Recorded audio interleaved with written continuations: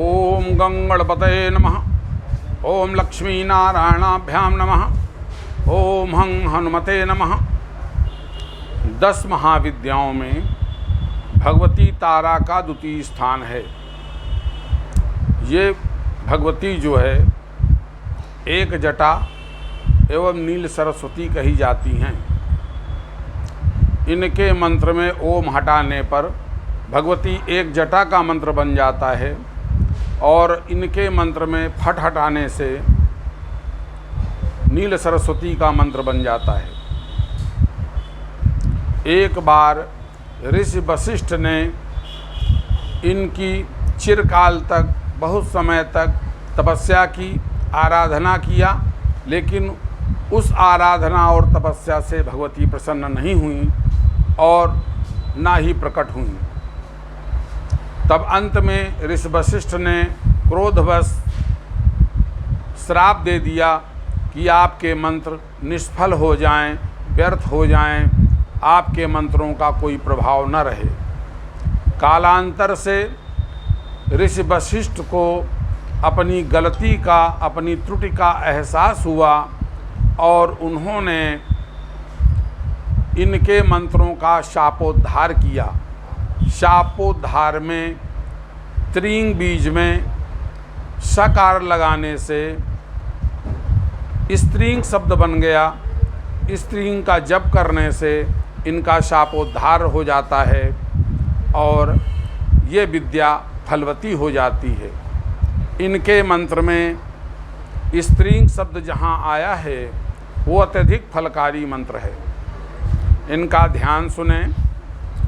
प्रत्यालीढ़ पदार्पितांघ्रि सवहृद घोराट्टहासा परा खड्गेन्दीवर करतिखर पर भुजा हुंकार बीजोद्भवा खरवा नील विशाल पिंगल जटा जूटैक नागैर्युता जाड्यन्यस्य कपाल कर्त जगताम हंत्युग्र तारा स्वयं। ये भगवती का ध्यान है। इनके विशिष्ट मंत्र प्राप्त होते हैं। इनके जो विलक्षण मंत्र हैं, जो अत्यंत शक्तिशाली मंत्र हैं, उनको हम बताने जा रहे हैं। आप सुने। ओम ह्रीं त्रीं हुं फट। अगला मंत्र ह्रीं स्त्रीं हुं फट। ओम हुं ह्रीं क्लीं सौः हुं फट। ओम ह्रीं स्त्रीं हुं फट। ह्रीं त्रीं हुं फट। श्रीं ह्रीं स्त्रीं हुं फट। ह्रीं त्रीं हुं। ऐं ओम ह्रीं क्रीं हुं फट। ओम ऐं ह्रीं क्रीं हुं फट। ये 9 मंत्र हमने आपको बताए। ये सभी प्रभावी मंत्र हैं। भगवती का कवच, स्तोत्र,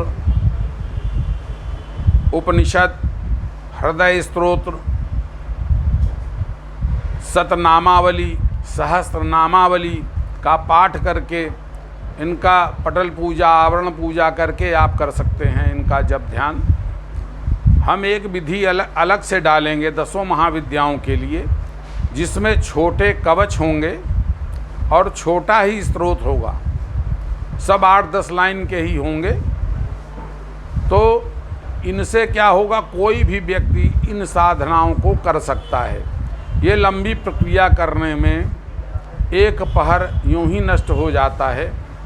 ये प्रक्रिया बड़ी जटिल है, हर व्यक्ति के बस के बाहर है। तो ऐसे छोटे कवच और स्तोत्र डाल देंगे, छोटी न्यास विधि डाल देंगे, जिससे कि आप उस महाविद्या को सिद्ध कर सकते हैं। और इनमें से कोई भी मंत्र का चयन कर लेंगे, ये विद्या सिद्ध हो जाएगी। निश्चित संख्या में इनका जप करिएगा। इनके जप करने से कोई भी कार्य आप संसिद्ध कर सकते हैं।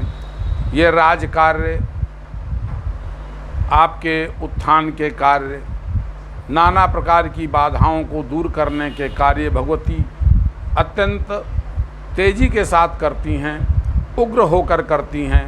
इनका एक नाम उग्र तारा भी है, उसके भी मंत्र हैं। तो ये भगवती काली कुल की देवी हैं। इनका स्वरूप काली की ही तरह है। शवासन पर ये विराजमान हैं। इनके पैरों में, हाथों में नाग, गले में नाग विद्यमान रहता है और 10 महाविद्याओं में सभी त्रिनेत्रा हैं, 3 नेत्र वाली हैं। इनकी साधना करने से वाक सिद्धि प्राप्त हो जाती है, भूत भविष्य वर्तमान का ज्ञान होने लगता है और हर तरह से भक्त की रक्षा करती हैं। बामा खेपा जी इन्हीं देवी के उपासक थे। उनके पास अटूट सिद्धियां थी, हम आप सभी लोग जानते हैं।